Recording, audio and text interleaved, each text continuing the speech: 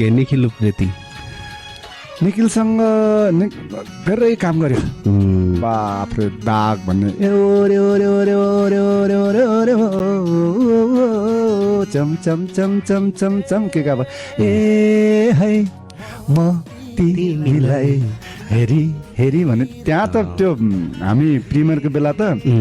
निखिल आउँदा निखिलको फ्यानले ताली बजाउने विराज आउँदा विराजको ताली बजाउने मेरो गीत आएको त्यो हलै उठेर नाच्न थाल्यो सबै होइन अनि विराजको चाहिँ फेरि स्याट मागेर पाउने ननाच्ने अनि बेताडो हल्ला गरिदिने भनेर त्यस्तो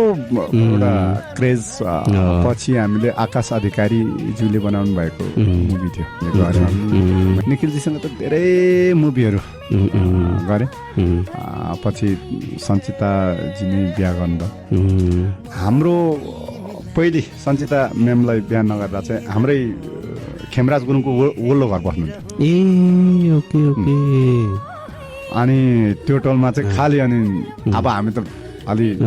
मुडमा हो निखिलकोमा जाउँ डिस्टर्ब गरौँ भन्ने खाली क्या कोपिला म्याम यो दुईजना आउँदा चाहिँ छैन भन्ने टाइपको खेम बोलो घर खेमले पुर्याउनु जानुपर्ने हड प्रिन्स मैले चाहिँ प्रिन्स प्रिन्स भन्ने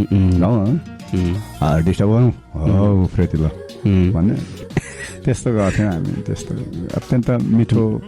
सुमधुर मेरो भने नि मेरो सम्बन्धै सबैसँग राम्रो एक्ज्याक्टली